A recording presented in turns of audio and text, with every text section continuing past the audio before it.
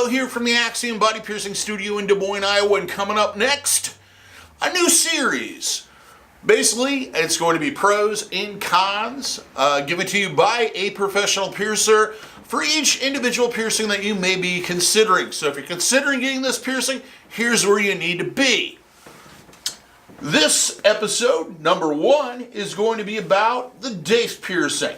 So, if you'd like to learn more about Daiths and make that educated decision that I know you want to, stick around.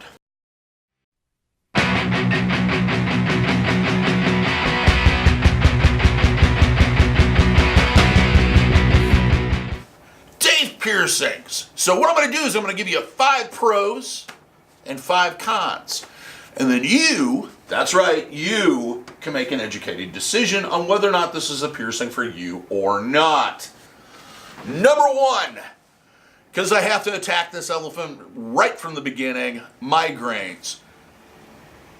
Daith piercings were a fairly unusual piercing that started happening roughly, I guess if you want to say it was invented. I'm really leery to say that because most things on the body were pierced by somebody long before professional modern day piercing started, but usually most people attribute it to roughly about the early 90s. If you want more details on that, check out my blog on the subject. I will give you one of those nifty little eye things so you can click on it and read it.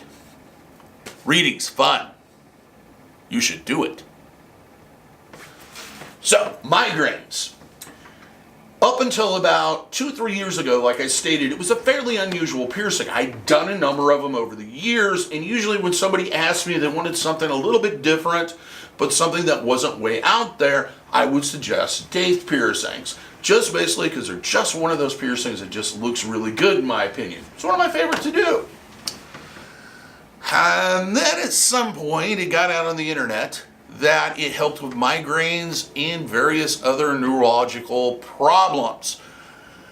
As best as I can figure out, what this comes down to is a belief in acupuncture and reflexology. Both of those sciences or pseudosciences, depending on what you believe, focus on changing the flow of blood in the area of various different pressure points on the body. They also do induce some endorphins that will help with pain too. So, when we're talking about a Daith piercing and when we're talking about piercings, initially you are going to get that effect of the endorphins. The prolonged effect of piercings is that it will, as that tissue forms around the jewelry, reroute all the blood vessels in the area, thus changing the flow of blood in the area, which could, in theory, affect other health issues. The problem is, there's no way, nor has it been scientifically proven that it can affect migraines or other health issues. Basically, when it comes to migraines and other problems like it, one of the biggest problems is they're not quite sure what causes it. It varies from person to person. It's one of those conditions I think they kind of just throw everything in a bucket that's similar. Very broad diagnosis. So, the problem is how do you take, let's say, 50 people and pierce them, and then take 50 people and convince them they're pierced? And for that 2-month healing period, or however long the study goes, make them believe that they have an ear piercing that they don't have. So it's really difficult to say whether or not it does or doesn't. If you go to a piercer and they guarantee that it's going to help, they're just trying to sell you a piercing. There is no guaranteed 100% it's going to work. However, I'm a strong believer in being proactive in your health issues, and if it's not going to do any harm, if it maybe will kind of give you a boost with some positive thinking or feel like you're doing something that's going to correct the situation and you're moving forward, I'm all for it. Plus, it's a cool piercing. It's one of those ones I really like. And that's what gets us to number 2. It is one of those piercings that's aesthetically pleasing. It fits into the anatomy. It's kind of like the ears here, and then there's another circle inside the ear. It's a very beautiful piercing to have done, in one that usually looks really good on the ear. It is anatomy specific, but most people do have that natural ridge there that can be pierced successfully. Number 3, fairly easy heal. This piercing usually doesn't take as long to heal as, say, maybe some other piercings, and I'll get to one of the reasons why I think that might be the case.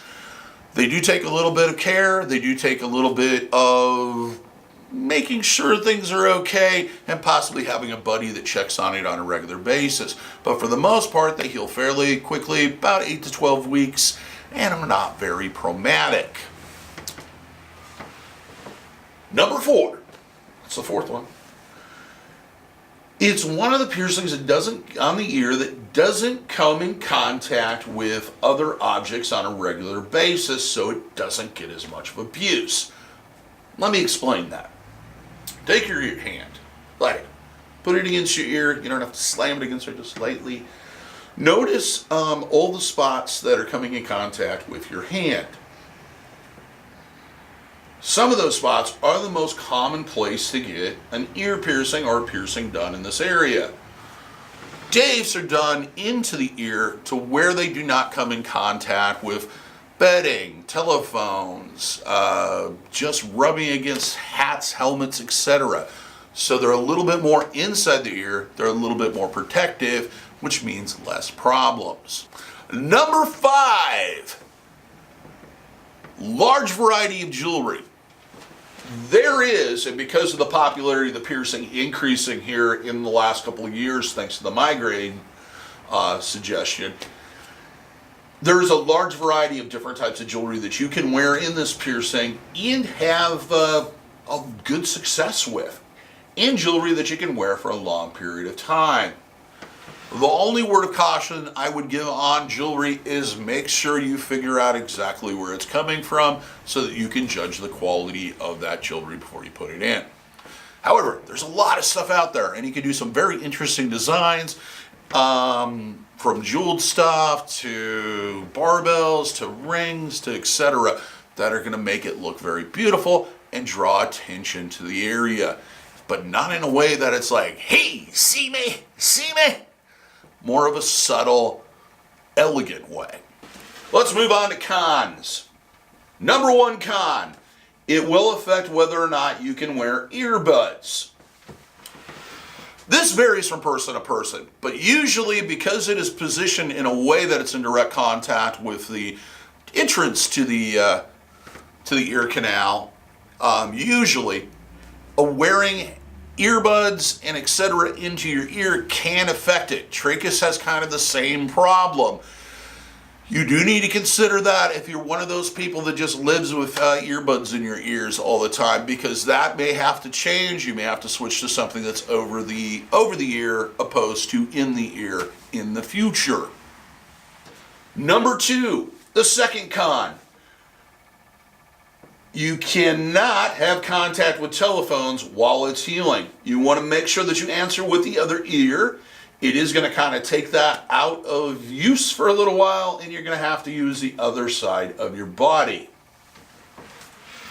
Con number 3, sleeping.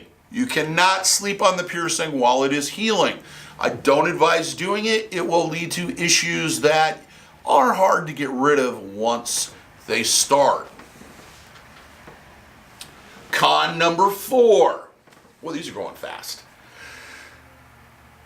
It's a hard piercing to see, so sometimes it's hard to assess if there is an issue. You really do need, and I kind of mentioned this earlier, you really need someone else that can kind of take a look at it on a regular basis and make sure there aren't issues forming around the piercing or on it. Of course, you can do that 2 mirror check thing. I've never been very good at it, but give it a shot. But you do need to understand, this is not a piercing that you're going to be able to see firsthand. Even in just a regular straight-on mirror, it's very difficult to see inside your ear. Now, number 5, the final one. What it's going to take to heal it. You're going to have to work in a daily regimen of compresses or soaks and cleaning the piercing on a regular basis. Cross-contamination prevention. Number 5. You are going to have to practice some forms of cross-contamination prevention. That's going to involve a number of different things that may affect work, may affect sports, may affect your leisure activity, may affect sleeping, etc. So here's some common ones. No oral contact or exchanging of bodily fluids on you around the piercing. Washing your hands before you handle it and keeping everybody else's germy little fingers away from it. Keeping pets away from the piercing. Not submerging the piercing in bodies of water you cannot control the quality of. Also keeping your environment clean. Clothing, bedding, towels, anything that may come in contact with it. And avoiding foreign objects of any type, including your phone, as I mentioned earlier. So, that's 5 pros, 5 cons about Daith piercings. Things you should consider before getting one done. If you have any questions, feel like I've covered something, or maybe something I covered I didn't cover in depth enough for you, just kind of triggered maybe an idea in your head, please make a comment if you have any questions or if you have any suggestions. Also, like the video because, that says you enjoyed it and I'm doing my job. That's what we like. The whole point of this is educating the public and somewhat entertaining you. Also, I will be posting these probably on a semi-regular basis, possibly weekly. Haven't picked a day yet, but it's a good idea to subscribe because that way you won't miss any. I will leave some links to some additional information in the description below. Other than that, have a wonderful day, and if you're in the Des Moines area, I hope to see you for your piercing needs in the future.